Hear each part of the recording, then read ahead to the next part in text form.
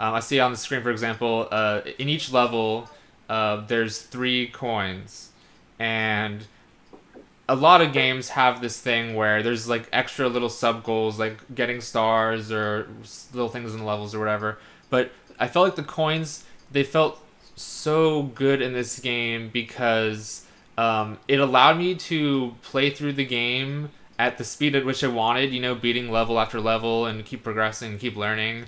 Um, but it added so much depth.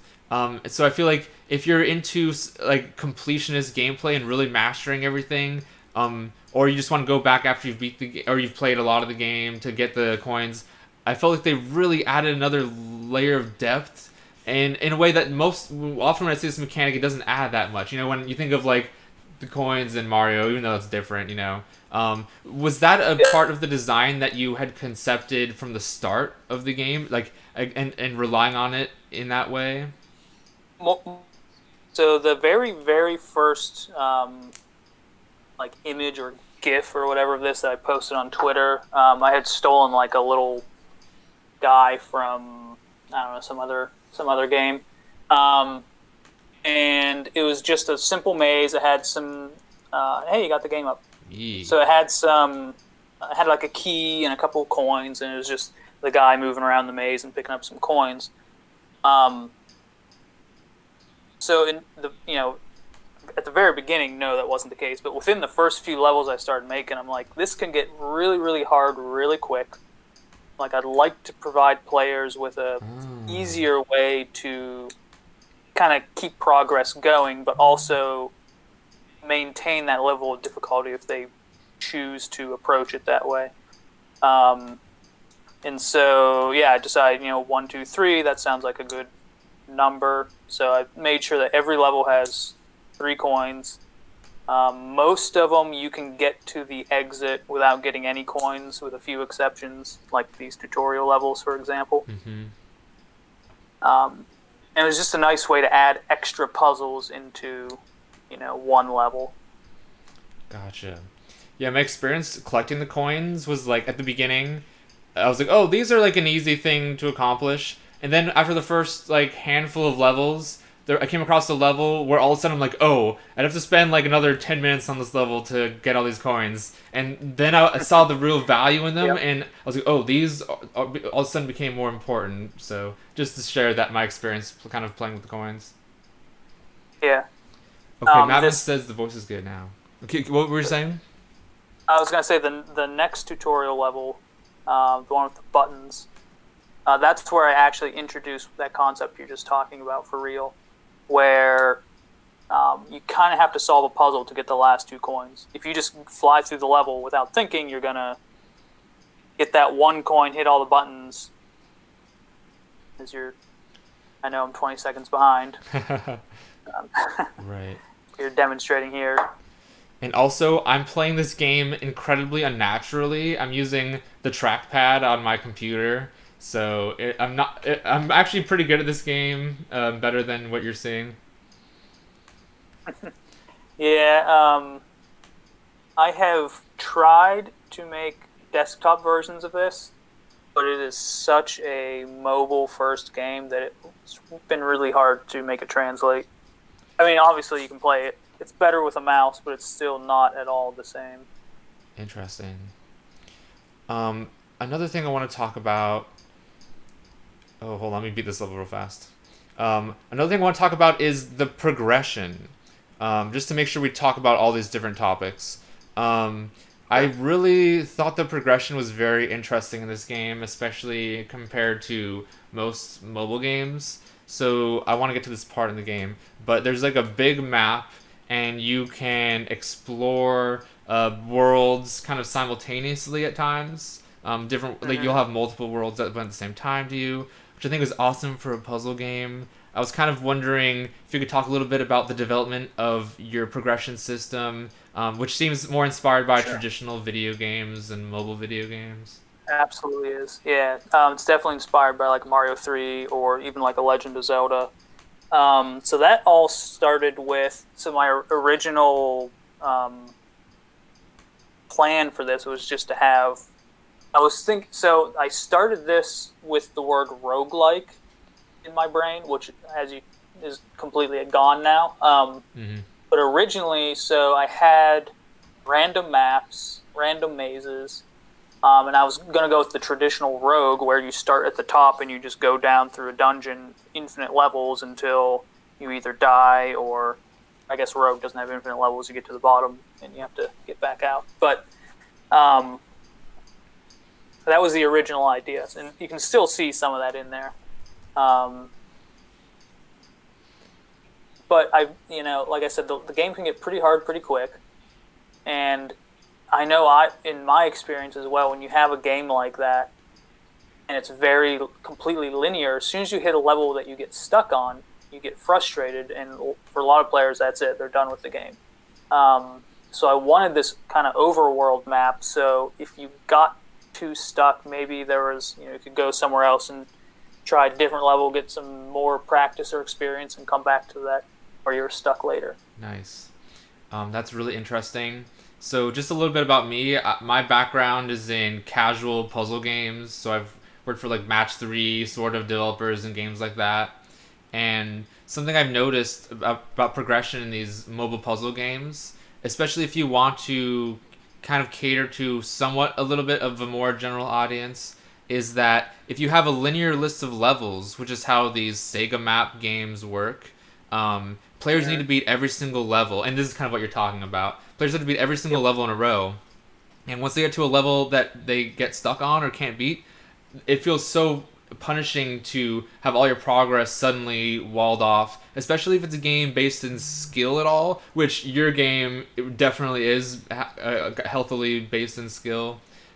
So that's just one thing I've learned from this that I think other people who play this game can learn from if they're interested in game development, is like other ways to do progression in mobile puzzle games that still like really pinch you at certain points and hook you, but without like walling off your progress. So I just want to say well done on that. I really learned a lot from this. Yeah. There was something else I was gonna say about that, but I can't remember. I like the little allusions also to like, oh, you can't get this through this world until you give the troll by the bridge a coin or something like that. Like that reminded me of like Donkey Kong Country. Uh-huh. Yeah, that also. So there's actually a little bit of a scavenger hunt type thing that is definitely inspired by the Zelda games, particularly Link to the Past and Link's Awakening, where you get to a point and you have to find an item. So you go find a person, they give you an item, and that lets you unlock this, which allows you to go to this person and get an item, and then go over here and unlock this. So it does have a light coding of that,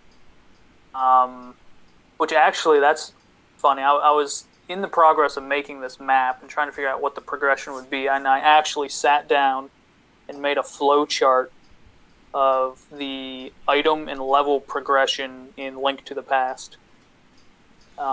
Where you have to go to this level where you get the boots, and that allows you to go to the library to get the Book of Medora or whatever, and then that allows you to go so on. So I actually flowcharted out all of Link to the Past to have like a blueprint to study. I'm like, oh, okay, I see how this maps out. I can just kind of reconfigure it and plug in my levels, and wow, look at that! Suddenly I have a kind of a game.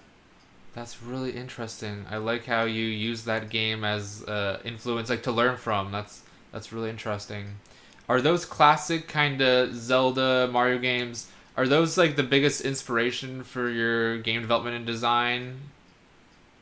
Like that era of game, or are there any other games more recently that inspire you? So that era for sure. I mean, that was the sweet spot for me where I was 8, 9, 10 years old. So that's definitely my main inspiration. I'm trying to think for this what more recent stuff. Obviously, stuff like in terms of graphics, Downwell or Hollow Knight. Although, I'm at the point in my life where I don't have a lot of time to play a lot of the newer games. So for me, lots of times when I sit down to play a game, it's comfort food. So more and more I rely on my old games that I've played 100 times, but I still like, just like sometimes you like to read The Hobbit 20, even though you've read it 20 times, you like to just sit down and read it again. Right, right. When you I get mentioned that same way. Oh, good. when you mentioned Link to the Past, I got a sudden urge to play that game. It's the best in my book. Cedar in the chat says it's really interesting how the progression was inspired by Zelda. So one thing I feel like is that this game's got such DNA in classic video games, and you're even like studying the systems and progression structure of older games and maps of older games to bring them into this game. It feels like, what am I trying to say exactly? When we talk about mobile games, it often gets tossed aside as something that's more like not true video games. Cash You know what I grab. mean? And I feel like Yeah. you're reinventing the video game aesthetic or whatever you want to call it for mobile games. What do you think about that? Or do you have any ideas or thoughts on mobile games today? Because a lot of developers I talk to, they seem pretty dissatisfied with the games they play on mobile. They want video games for mobile that they themselves would enjoy. Do you have any thoughts on any of that? I know, again, not a really clear question. Yeah, no, I got lots of thoughts on that actually. Cool, perfect. So I kind of compare. So I'll start off with saying that I love mobile as a gaming platform. For the same reason I love, my Nintendo DS, because it's portable, it's small, I can just, sit on the couch or curl up in bed before I go to sleep, and I have this nice little handheld game I can engage with. And it's more convenient than a DS, honestly, because it's on my phone, and I always have that with me. But it's got this, I feel like the same kind of problem like the Wii had when it first came out. Now, granted, the Wii sold a bazillion copies or consoles, but still, it had the issue where people have this preconceived notion of a standard console game, and they wanted to just graft that onto the Wii. But the Wii had a very, very unique control system, and people didn't really, very rarely utilize that to its fullest extent. I feel mobile's the same. Like a lot of people just want to, put Minecraft or Skyrim on mobile and call it a day, but that's it's a totally different platform from a PlayStation. And so a lot of developers aren't utilizing the strong suits of like the incredible touch controls that a phone offers. Just aren't being utilized as much. I find it funny seeing the new trending games, like especially in hyper casual. A lot of them feel inspired from like classic arcade games. Many of them, like the brick breaking games, etc., etc. I feel like we have a hard in those games. Some of them are good games, but I feel like we have a hard time separating ourselves from the past and like rethinking what's possible on mobile, given like you're saying the alternate control system. Um, Like, for example, how come no one thought of your gameplay system before, Like, after playing this, it feels like a natural part of mobile gaming that other people should be exploring, like... Right? There was actually a big aha moment. So when I first started this, like I said, I made like a Labyrinth marble game, and there are dozens of those on the App Store already. And I actually downloaded a bunch and was looking at them, and they're all just a maze with a marble. I think people were just seeing the obvious. And they also, another mistake that I'll get into more is the tilt controls. But that's a whole other thing. But anyway, so people, there's a lot of those marble labyrinth games, and they're fine, but it's just a marble, and there's nothing for the player to kind of connect with. There's no character there. If you want to go back to, like I said, I have a lot of training in animation, and that's one of the things we learned is, the viewer or the player has to have a character that they can connect with, or the story's not engaging, kind of thing. And I feel like that was the problem with it. Was oh great, it's a marble, Right. This is boring. So as soon as I put a face on, I'm like, well, this is way more interesting. Like that's literally the only difference is I just put a face on him.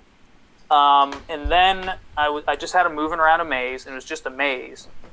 I added physics, so it moved around, and then I put a skull in, one of these skull guys that would kill me. And as soon as you start tilting it, you're like, well, this guy moves exactly the same way I do. So now you have this whole new like game design space. How do I get past? How do you design a puzzle to get past one of these skulls when it mirrors your movements essentially? And then that led to a whole bunch of, like you said, all these crazy gameplay ideas. And then once I just as an, and it seems so obvious, but as an experiment, when I first did this, it was all just mazes. So they're all just, one tile tunnels. And then I just made a level that I opened it up. It was just a big open room, and I put one skull in it. And I'm like, this is amazing. Like, this skull is just chasing me around.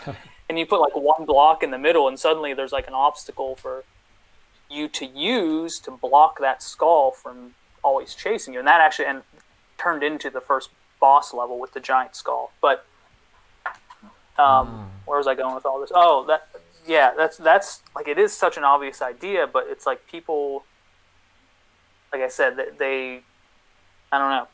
I don't know. I don't have an answer for you. Why this type of game hasn't been done before. It's an interesting thing. There's been a lot of stuff similar, but not quite. One thing that I think is interesting that you can maybe pivot to talking about the controls is the dynamics that emerge from this mechanic of turning and bouncing. So, like, for example, like, one thing that I learned early on playing this game is like, and you actually tutorialize this, is the 180 flip. So out of this rotation system, there's like, sometimes you're in a position where you need to use the 90-degree quick turn, or like there's some situations where a quick 180-degree turn is like the most optimal way to progress in the puzzle or whatever.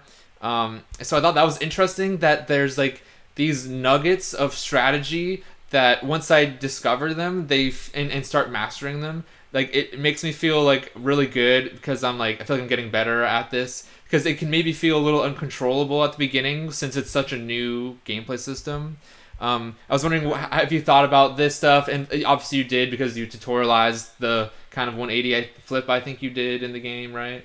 Yeah, it's on this level. If you exit this level and restart it, you'll see the that 180 flip tutorial. I think, assuming you haven't, like I said, I'm 20 seconds behind watching your right here. Twitch stream here. Yeah, I just showed it. That's interesting. One question about this tutorial, because I just saw it on the screen where the camera, it does the turn for you. Did you, like, how did you come about that choice? Because one thing I hesitate about sometimes is taking the player control or changing the normal state of the game while the player is going through tutorial. But I could see that that's something that it's difficult to ask players to execute correctly the first time. For sure, yeah. So the reason I do that is, again, this all comes from testing. A lot of people, it's just kind of ingrained in phone users. They wanted to swipe left and right on the bottom to rotate it. And this is like a very tactile game where you actually have to touch and like kind of, you're dragging the whole level as though it's a physical object on the screen. So I wanted to show that visually, which is why you see like the circle appear where a finger touch would be. And then it rotates the level. That's where that kind of came from. Yeah, I agree. I don't like taking control away from the player either, but that's a case where I had a lot of players that were trying to just swipe to rotate. That totally makes sense. I've also had players try to tilt the phone to get them to move around. Interesting. And we can kind of segue into that a bit. Tilt controls is one of those things that seems really obvious for this type of game, and yet it's terrible. Interesting. Quite frankly, the biggest thing to me is that it forces you to hold your phone certain orientation. And I just don't want to do that all the time. Mm-hmm. You know what I mean? Mm-hmm. Like I want to be able to move around while I'm playing, or if I have to stand up and sit over here now suddenly my phone's tilted differently. Mm-hmm. And I don't know. I've yet to play a game that really uses tilt controls effectively, or Maybe it's it's fun hard and I too want to because keep playing it. maybe it's hard too because players on the go. Maybe it's hard to like be that precise, right? Maybe. Yeah, I mean that's certainly part of it. Like I finally, um, as others can attest who follow me on Twitter, I finally downloaded Breath of the Wild. Hmm.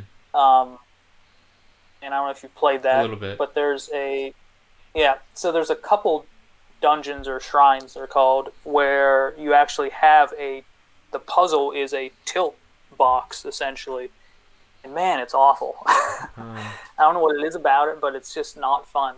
And the other thing with this game that um, tilt tilt controls would fundamentally break the way this game works, because in this your gravity is always going down, and so you're always moving, right? Uh-huh.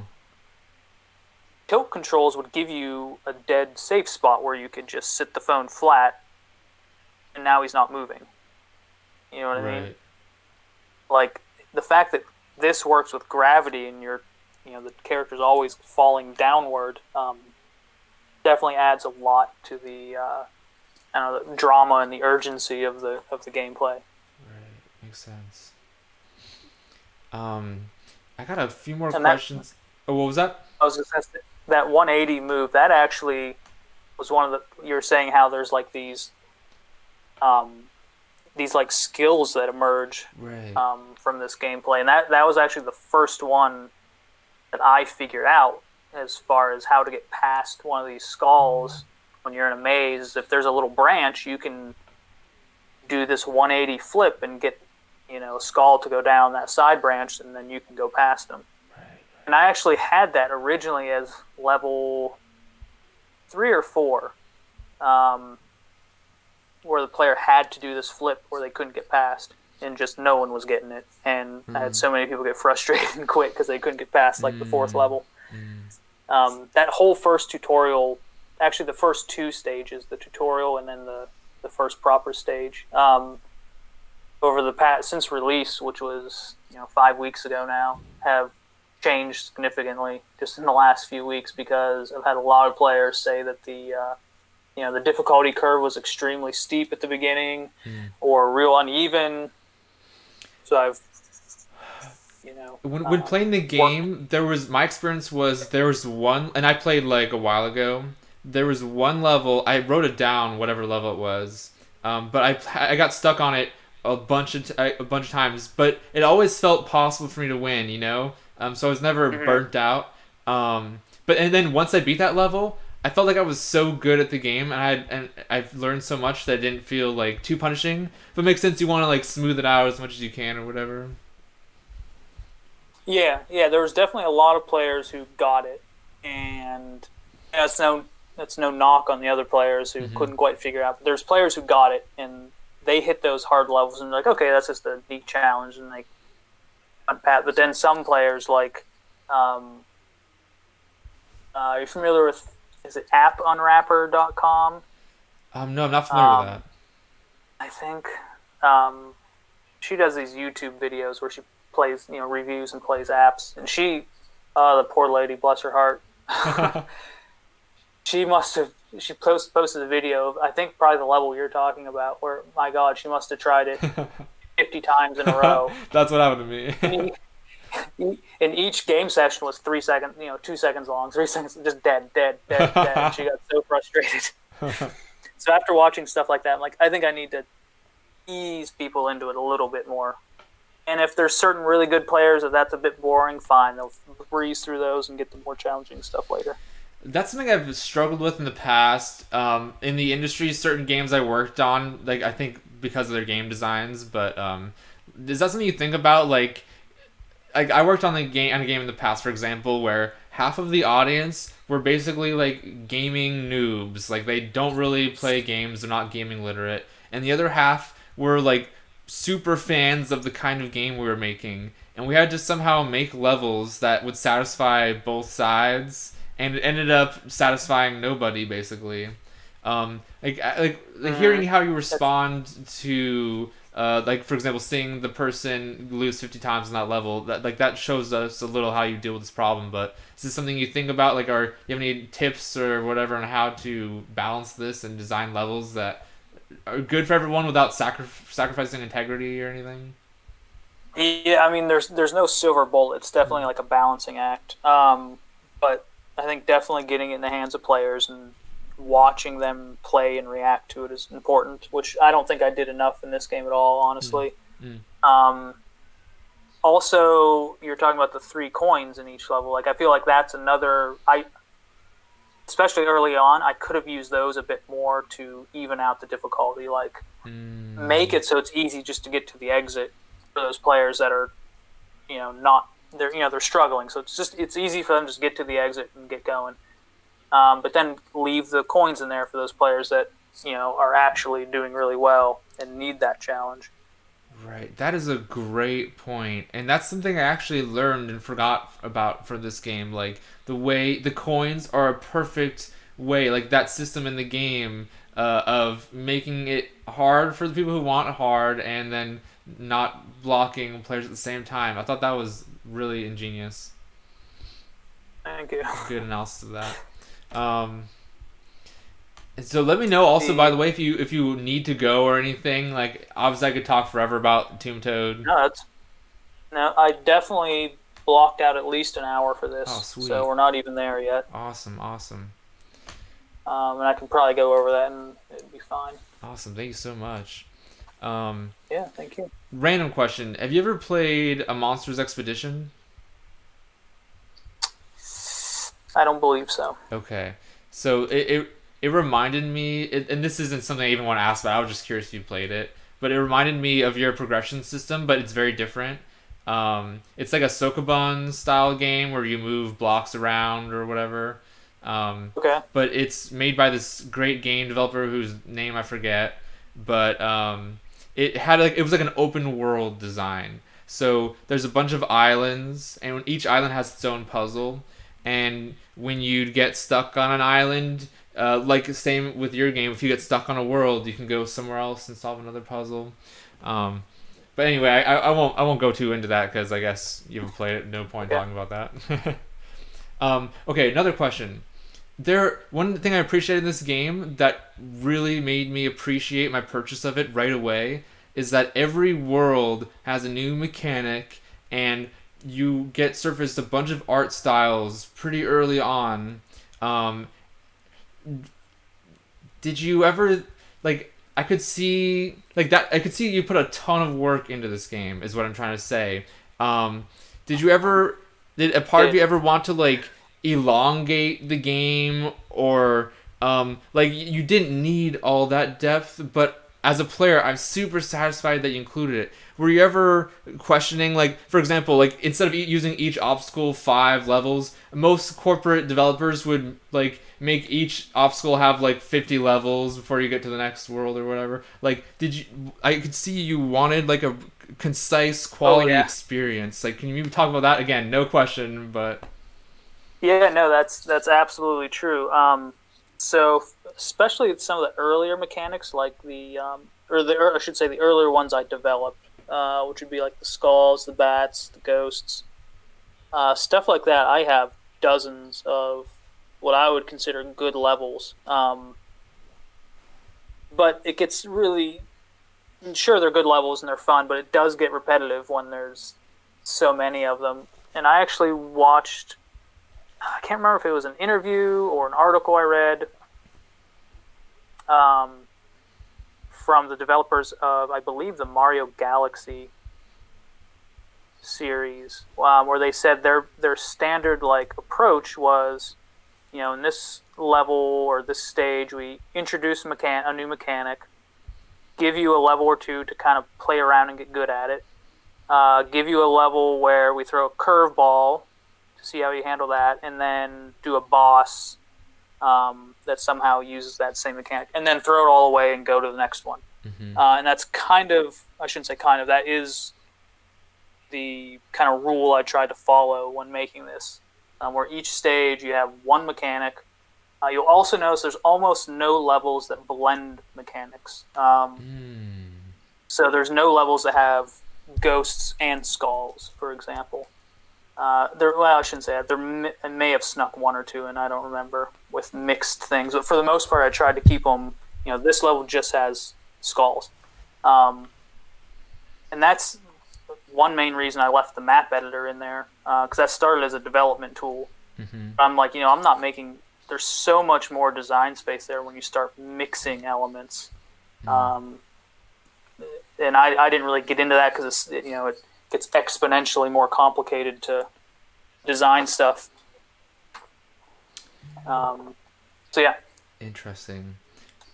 I definitely could have made it much bigger. I definitely wanted to, but yeah, exactly like you said, I to keep the quality high and to keep the player from getting bored, I cut back and try to lock everything into just 4 or 5 levels per mechanic. That's really interesting. I really like that you made that decision. But just to be the devil's advocate for a second, just to hear what you think about this, like, what would you say to someone who says that, like, maybe blending these obstacles together, you get, like, totally new design space that could be really interesting? Do you think that's not the case, or do you kind of just leave that to the map editor to kind of explore this space that might be a little bit redundant afterwards? Yeah, absolutely. That's there's definitely a lot of good design potential there in blending elements, and like I said, I wanted to leave something for the because there's a map editor in there. I wanted to leave something for the players to explore and discover that's not already in the game. So yeah, that was a conscious decision to not blend elements, even though I could have made a lot of really good levels that way. Gotcha. Yeah, makes sense. So I was saving this for kind of the end, this topic of the map editor. So one Yeah. thing that I want to talk about this a lot because that's what stood out to my game right away, to this game right away, is because I'm making a game right now that also has a level editor, and Okay. so I really think we can have an interesting discussion about this. So I want to know exactly how is the level editor working, because when I first downloaded the game, I was having trouble like sharing the link. Like, how does the sharing of levels work? Okay. So yeah, I added some thinking in there, which is kind of hit or miss. Whether I don't know if it doesn't work that well, but so the level editor started originally as a development tool. When I first started, it's a graph paper, and I would draw out the levels. But I'm like, it's tedious to enter them in and custom, and then well, that's wrong. So change this or back in. It's just something like I need to do this quick. So I threw together the level as a tool initially, and the other, like my main number one rule with the levels and the level editor, it actually affects the construction of the whole game on a lot of levels. The levels are the level can be defined as a simple string of values where each value is a tile in the level. So, for example, right now we're looking at a level that's 7 by 7 tiles. So this would just be 49 in a row, essentially. Each letter representing a different tile. The reason for that is it keeps things very simple. It keeps it almost human readable when you're like the actual code that defines the level.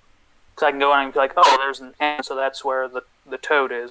So I can just edit the text string directly and change it if I need to. But the other thing it does is it means that you can share levels with anyone on any platform because it's text string. And so a lot of the mechanics, like it's tricky to make some of these. For example, okay, if you throw in, can you add one of the spinner blades to this? Yes. And when you do that, it creates a track spinner to follow. Um, so stuff like that is hard to handle when all you have is.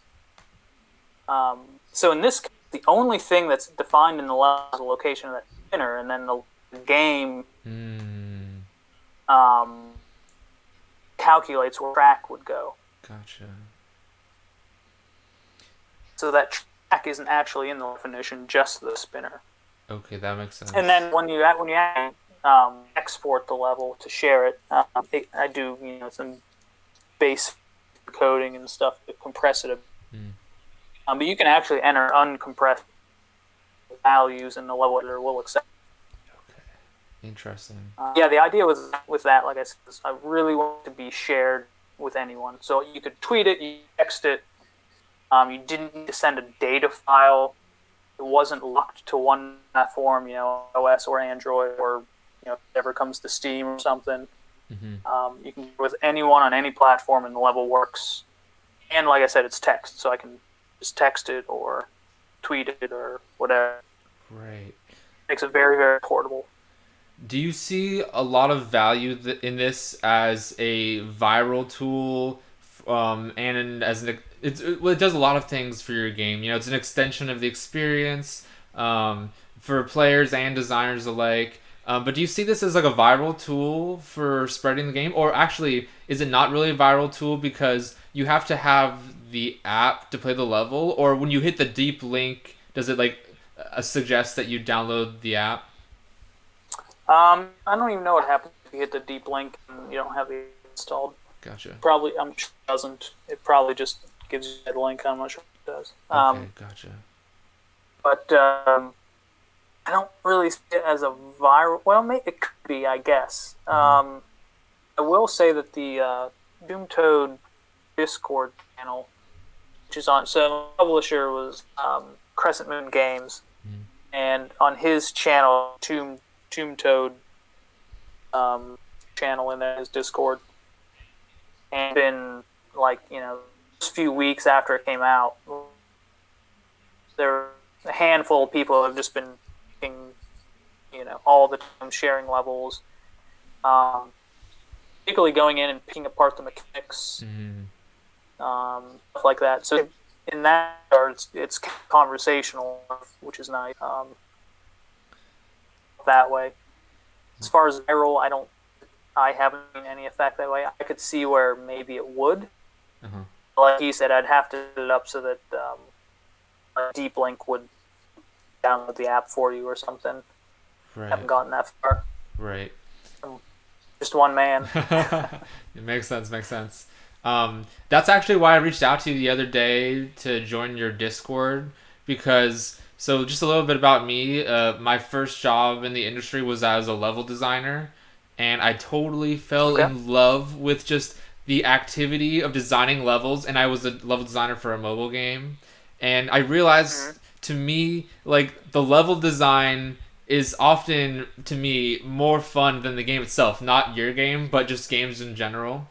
For example, and even growing up, I didn't realize it, but I loved creative kind of games, even simulation games like The Sims, the Roller Coaster Tycoon. They had a creative bent, even Minecraft. But I love Mario Maker, all these kinds of games. It feels like the creative paradigm of game design, where players are tasked as a designer, not just as a completer of tasks. It seems like that's been gaining steam with things like Fortnite Creative and Dreams and Roblox and all this other stuff. Do you? Yeah, definitely. Yeah, do you have any thoughts on this space or anything? Yeah, I think it's those type of games. I think there's definitely a certain market for that. I don't think it's everyone, but it is becoming more popular. The whole reason I am in the video games is because when I was a kid, I was probably 10 or 11 when Doom came out, and okay, I was playing, I'm like, this game's awesome, it's great. And then I happened to get on some, I don't know what they were called back then, some sort of chat server, Mm-hmm. and realized that, there's level editors out there where you can make your own levels, and the developers of the game like freely encouraged it. And so I started getting into Doom level editing, and I'm like, this is the best thing ever. And then there was a famous story back then of someone, like me, who just got into the Doom level editing, and id Software actually hired him to work on Doom 2 as a level designer. Like, oh man, that's actually a job where people can get hired. This is great. Mm-hmm. And so that's, I think, one of the, level editing is one of the things that really set me on the path to be a game developer, for sure. That's really interesting. I've heard similar stories, for example, of Media Molecule. Like they've hired dozens of people that just liked making things in the game. It's kind of interesting too because I also think it gives like most games. One criticism, especially of mobile games, is that they're vapid. They don't offer anything of real value to players. They just suck their money They're and addict disposable. them, etc. But like by including creative features where you could even like get a job doing this, as you mentioned, like it seems like a positive thing you're giving to players' lives in addition to being like a creative outlet. You know? Yeah, and honestly, I mean, I don't think the map editor is going to get me any more or not an appreciable number of extra downloads anyway. It's not going to Mm-hmm. make me a lot of extra money. Mm-hmm. Um, but it will, for certain players, it will make their experience a lot better and Mm. extend their experience, give them more value. And Right. I think that's important, Right. for sure. That makes sense. That makes a lot of sense. Here's another kind of idea about this. Like, do you think that games that include level editors kind of represent the deepest exploration of the game space? For example, Mario Maker to me, that is now the quintessential Mario game because it explores the space of Mario in a way that no other Mario game could ever before. Does that resonate with you at Yeah, all? absolutely. Yeah, you're like open sourcing the game design, Mm-hmm. um, and you're just going to get infinitely more crazy ideas that you, as the original designer, never could have thought of. Mm-hmm. Once you get, in my case, maybe dozens, but in the case of Mario, millions of new this design problem. Yeah, I agree with that. Right, makes sense. Is there anything that you've learned about your game space from players making levels or anything like that? So I said there's a couple on the channel that have me all stuff. In particular, has been like trying to system uh, break, a little and glow the heat for level two. Mm. So yeah, they've definitely given me lots, and I'm hoping, here in the next month or so to get an up include most of my has been bug fixes, and Mm-hmm. but I'm hoping to have actually has new content, maybe a few new stages, and I'm definitely going to use some of their ideas in that, stuff I never thought of, or stuff they had thought of but not in the way they did, or did expand on it the way they did. Gotcha. Interesting. So one great example is, and I had kind of tinkered with it a little bit, but didn't give it. But editor, you can actually delete the outside walls.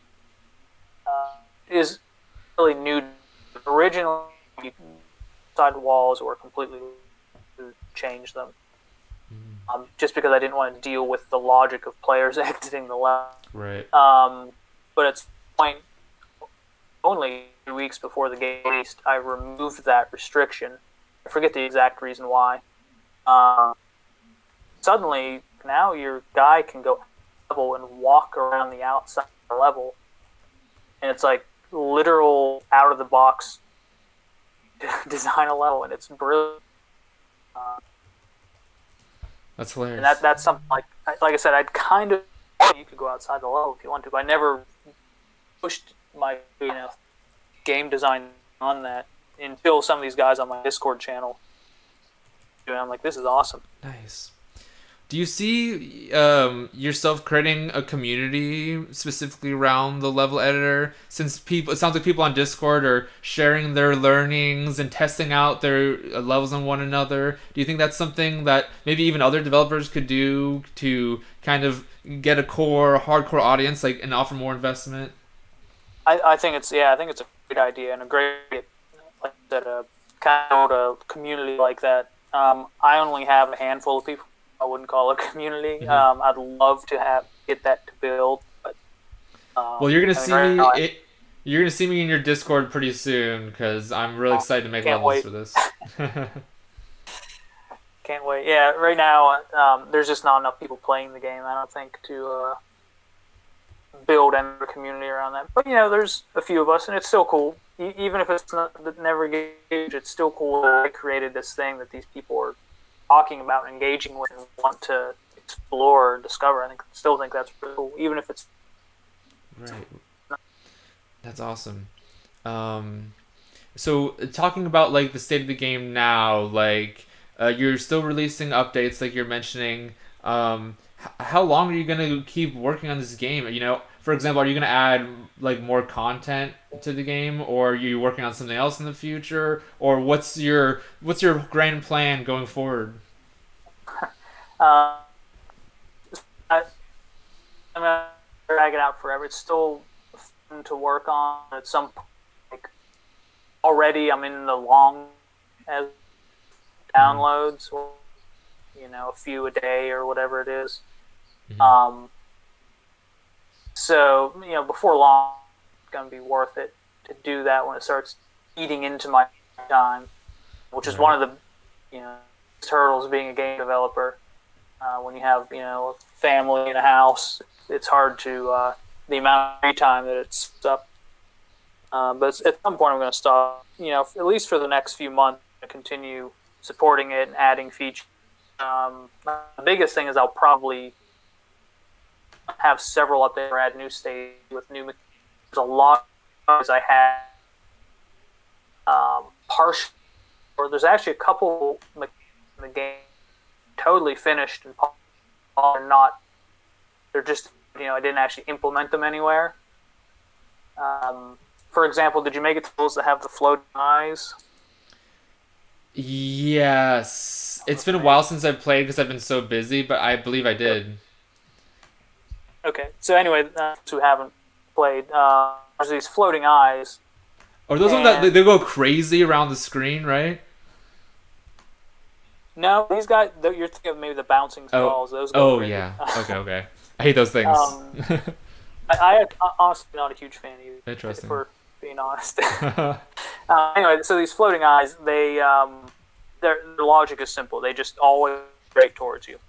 And if something gets in their way, they didn't do it until you can. Hmm. They just go straight toward. There's actually a ring object visible. Won't they'll stop Okay. anywhere in the game? It's on the map. Simply time are meaningful. There's a lot of mechanics that are kind of around or unfinished. That's what I would like to put in for the next couple months. New stages, and then that's kind of my plan. We've been doing Steam publisher. We'll see how that, because like I said before, it doesn't really lend itself that well to mouse or even controller. A controller would honestly probably work better because you could you Yeah. could rotate the controller if you have a joystick. You can rotate the joystick. That might work better than a mouse. But it's not. I don't know. We'll see how that goes. Do you have any Um, ideas on that? Like, would you have like maybe a button shortcut that immediately does a 90 or 180 or something like that? so actually, I had an idea with the mobile version too, or some buttons at the bottom that you would tap and it would just snap 90-degree counterclockwise clock rotation. Um, but I really just removed because I wanted the game to be as pure as it could, and it was just touch to rotate, and that's it. I did enough. Like, I feel like adding the shortcuts would only help those players that are like really elite kind of thing. Makes sense. The players that are already struggling, maybe it would help them, but I feel like it also just overcomplicate it. I don't know. Gotcha. Yeah, I mean that's a possibility. I don't know. That's really interesting. Required. That's a really interesting debate, like releasing on mobile or releasing on Steam and then crossing over. Like that's an interesting thing because I know you want to do it, but it makes sense that you designed the game for a certain system. Yeah, it's so designed for a touchscreen that I don't know if it's enough that would the time, but Yeah.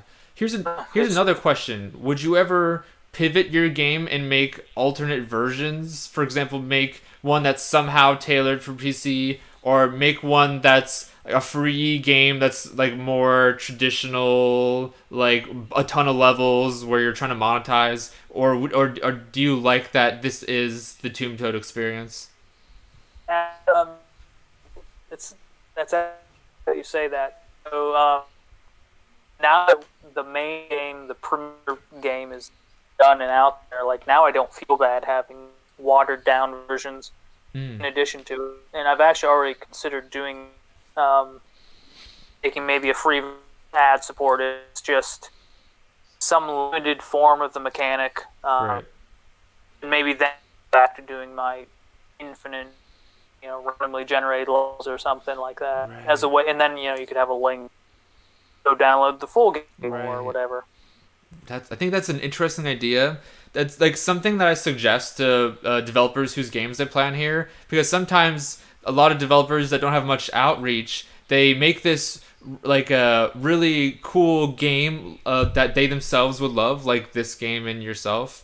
But they have no way of getting it out there. It was a really niche kind of experience or something. And I always recommend like maybe make a hyper casual version or something like that, because you've already made this incredible game. You've got this amazing level editor and everything. Like you put the work in. It makes sense that you can like kind of just make different versions and stand on your own shoulders or whatever.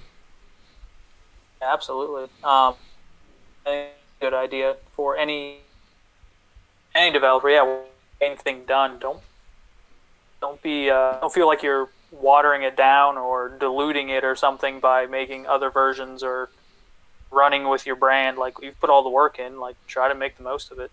Right. I have one more question. I want to say thank you so much for joining us. I feel like I've learned a ton from hearing you talk about Tomb Toad. Absolutely. This is really awesome. So my last question is cool. what was that? I said, no, thanks for having me. It's been awesome. Yeah, awesome. No, the honor is ours. So the last kind of silly question. So I just want to show you my game and kind of ask you a question. So this is my game, EmojiPop, and it's a casual mobile puzzle game. It's not a cool game like your game, It's more for like the casual audience. It's more of what people would call a mobile game. Right, exactly. It's like one of those traditional puzzle experiences. It's a bubble shooter where you're aiming and firing emojis. And so this is the kind of game is where I got my start in the industry as a level designer. So I would just go to work every day and make these levels for bubble shooter. And That sounds fun. Yes, it was really fun. And it was also, I went to school, I did like a computer science game design kind of degree or whatever. And I thought I knew game design, not that you can ever know game design. But it wasn't until I started making a bunch of levels every day, all day, and experimenting with mechanics and thinking through the player experience that I really started to learn game design. And so I left that company, and I'm trying to make the kind of game that I used to make there on my own. And from the get-go, I felt like it had to have a level editor, because that's what I love so much about these games in general. To me, like that's more fun than even playing the levels themselves, at least to certain players. Yeah. That's why I connected so much with your game's map editor because like I don't see very many mobile games doing this. Do you see No. any? What was did you Like you say? said, that most people consider mobile games to be kind of disposable, so no one's expecting you to spend time with this Hmm, level to explore it. It's, or with the game to explore. They just expect you to play it until you're bored and then move on to the next one. that's a really good point. So kind of a follow-up question on that is so this is my level editor. It's very simple. So you have all these obstacles you've unlocked by playing the game. And now that I'm making this game on my own, like I can just go crazy with the mechanics, just like you were able to full explore the game design space of Tomb Toad. Now that I'm kind of on my own, I can kind of do whatever with like the crazy mechanics that are only found in this kind of game. Um, but something that I'm Yep. curious about is so in my game, you can design a level. I'll just draw a few bubbles there. I'm going to save it. And so this is where I keep all my levels in like a level folder. And then I can share it. And so you're using deep linking. And so what I'm doing is I have a web version of my game. And I'm curious, my question is I'm curious if you would ever consider this for Tomb Toad or if you disagree with this approach for Tomb Toad. So by allowing players to have a regular web link, so I'm gonna copy this. I'm gonna paste it in the I'll paste it in chat later, I guess. But you can anyone like on Twitter that finds this link can click it like you're saying and open the level immediately. And but Yep. because it's a web link, you don't need to download the game. You don't need to log into anything. So I'm like, trying to maximize virality. My hope is like I can kind of lower the cost per install by putting players Gotcha. in charge of like disseminating the game for me by making levels and sharing them and by having it take place on the surface of the internet. I think that's really awesome because, for example, Mario Maker to make and play levels, you have to own a Nintendo Switch. You have to have the game. You have to have a Nintendo Online account. And you have to like write down these arbitrary codes and enter them in the game and stuff. But with mobile, since you and Yep. I are part of this mobile ecosystem, we can be on every single device instantly. So I was wondering, what do you think about this approach? Do you see value in it? Do you have reasons why you wouldn't embrace this with Tomb Toad? No, definitely. So what? When you go to that link, what does it look like? What does it do? I would let me paste Can it you in. share it here? I just pasted it in the Twitch chat. What was that thing you just said? I just said, can you share it here? Or can I? Yeah, Oh you just yeah, so posted it. just share it. You have to highlight it because Twitch kind of blocks off the part of the link. Okay, so you actually have the game Yeah, so the game's working. actually hosted Well, online, and I'm also going to be releasing versions on the app stores. okay. No, I think this is great. Is your game, is it monetized at all? So I have reward video ads, and maybe eventually I'll include in-app purchases. Okay. And does that stuff exist on the web as well? The in-app purchases don't, but the advertisements do. Okay. Well, then I think this is brilliant. Absolutely. Okay, awesome. um, yeah, because it looks like this would. I mean, the web app version. I assume that runs just fine on a phone too. So you don't Hmm, even need to download the mobile app. You can hmm, just play it on the web, right? correct. Yeah, no, that's great. I mean, that's the way a lot of websites work too. Like Twitter, for example. You can go to the Twitter mobile site, or you can open the Twitter app. Either way, you get the same experience more or less. Hmm. Um, in this way, like you said, you don't have that barrier to entry. Anyone that clicks that link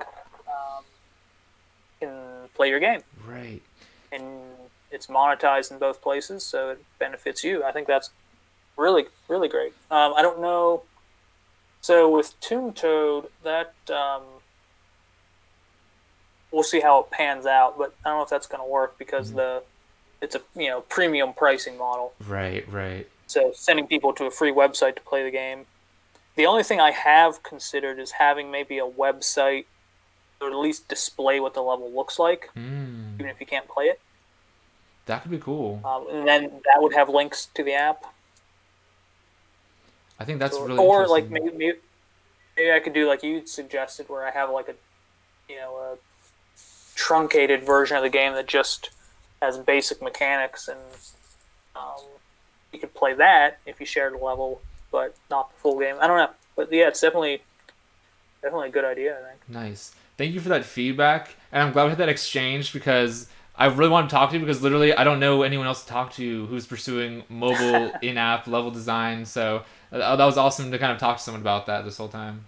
Yeah, and I think it's cool you have a similar idea as I had, where you're just sharing a text string. That's the level, Right. because then it can be played by anyone on any platform, Right. and it can be shared via any medium. Right. So yeah, I'm thinking that maybe like as indie developers, I think we need tools at our disposal that allow us to kind of spread the game without having these infinite resources that these bigger developers have. So I see this level design and sharing of levels online as a way that indie developers can kind of set up viral components in their game and like allow the game to spread on its own, and maybe that's how we kind of like hold our edge over maybe some other kind of games or something, you know. But yeah, I think it's definitely worth exploring. Nice. It's definitely right now. It's certainly uncharted territory for mobile games because yeah, people just want to watch their ads so they can keep playing and not have to pay any money. Right, Um, right. oh, you have ads too, so that doesn't, I guess, apply to you. Premium games are tough, man. No one wants to download a $4 game. Okay, that actually It's was my weird. last question. Are you glad you did the $4? Because I think it's the right choice to make this a premium game. Like this was like one of the first mobile games that I bought that I was like, oh, you can buy a mobile game and not feel crappy about it afterwards. Like I am so freaking glad that I bought your game. Like what do you think about that decision to pursue the premium model? So I think, like you said, I think premium's definitely the choice. Because yeah, I don't know. I don't like the freemium model. Mm-hmm. I don't like having to buy in-app purchases and watch, you know, videos every 5 minutes of gameplay or whatever. I just Mm-hmm. don't. I don't know. I want to play, like I said earlier in the conversation, I want to play a mobile game like I would on my 3DS, where it's just a console game essentially. It's just on this screen. Right. And I don't want all that. Maybe if I could do it again, I would do it $3 instead of $4. I Mm. don't know though, because it's like that. That's a 25% reduction in price, and am I going to get 25% more downloads? Right. Um, I don't know. Would you I don't know consider if that going the would have. other way and making like what if you made it $10 for example? Like I wouldn't spend $10 on a mobile game, but if I had known what this was beforehand, I would totally feel good spending $10. Yeah, and that's the weird thing. Like people will go on, like I was on my Switch the other day and I downloaded Mario Party and Breath of the Wild in the same day. I'm like, that's $120 on two games, and yet I go Mm-hmm. on my phone and I'm like, I don't want to spend $2 on this game. Exactly. I mean, I think granted, you're you're getting a whole helping lot more game. what was that? Granted, you're getting a whole lot more game on the Switch, but still, But yeah, like $2. That's like a less than a cup of coffee. yeah, and that's what I've started telling myself. And so I'm more and more. I'm like, it's only $2 or $3. I'll just download it. I'll just buy it. Nice. I can afford it. Well, I think you're combating this um uh fact that mobile gamers aren't willing to spend money on games. Just I think we need more developers like you making amazing mobile game experiences that you can only really have on mobile. And once the more those games are out there and catch fire, like I think the more and more, like you're saying, your threshold is kind of lowered for what it takes to buy a game. I think like now playing your game, I think I'm more willing to give more mobile games a chance. Like depending if I do my research. Good. It's great. Yeah, you definitely got to do your research. But even game like I know I've bought a lot of games that were $2 or $3, and I get in there and there's still like ads and in-app purchases. I'm like, come on, man, you're muddying this up. I just want to buy the game and play it. Right, right. Well, But I mean, I understand. Like, it's a lot of work and a lot of time to make a game, and you gotta make money on it. Especially right. like as an indie, I can afford to just do it as a hobby. But like if you're a studio trying to make ends meet, you gotta make money. And mobile, that's the only way to do it right now. Right. And like you mentioned earlier, maybe the solution to that problem is having more versions of the app, like hook players on the free hyper casual game, and once they see how cool it is, maybe they're willing to pay for the premium experience. Yeah, definitely. Yeah, that I think that's definitely a way to go too. Nice. I'm gonna explore that. Awesome. Maybe that'll be my next big thing. That I could be really More, excited more because versions. even though it's a little cheaper from a design perspective, I think it's an interesting creative problem to, like, for example, take this gameplay system and make it a hyper casual game. Like it's like its own. You're gonna come up with your its own possibilities. You know, that maybe even ones that weren't possible in your game, even though that's kind of hard to conceptualize. Like just because it's structured differently. Hmm. Yeah, for sure. It'll be fun to experiment with. And once I get in there and like you have these new set of guide rails um, on your development process to see like where that leads me. Right. I think that'll be fun. That's the best part of making games. Honestly, when you have this like set of limitations and you have to maximize what you can get within that. Right. I don't like fully open endedness. Honestly, it Yeah. gets overwhelming. That totally makes sense. That's why I love game design. It's creative problem solving within these crazy restrictions, technological, psychological, etc. Yeah, for sure. All right, I'm gonna let you go because I want you to get started on hyper casual Tomb Toad. But in the meantime, everyone All follow the right. links that David posted in the chat for the Apple and Android. You need to play this game. I've learned so much by playing this game. I could talk for another 3 hours talking about all the stuff we learned about the design and progression and everything. I just want to say thank you so much to David for making this game and joining us. This is the longest interview we've ever done on the stream, so thank you so much. I really, really appreciate it. Awesome. Cool. Thank you so much for having me. I love talking about this stuff. Cool. Maybe we can do it I can talk again about game design sometime. all day. Yeah, for sure. Anytime. Dope. Awesome. Well, have happy holidays, David, and we'll see you later. You too. Maybe.